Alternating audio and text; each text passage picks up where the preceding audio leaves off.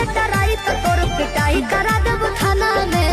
ओहू से नहीं संभाले ले अइबे तो जहर मिला देब खाना में। भेजी पटन लोरे से बहुत रानी जोरे जोरे से आवे पड़ी तोरा घोड़े से।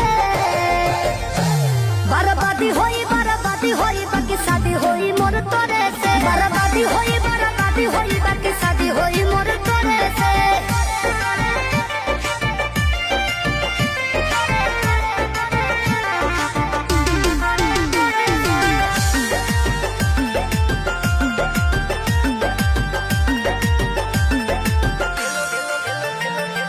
तेलो लगाइब गोड़ो दबाइब सेवा करब दिनो राती रे।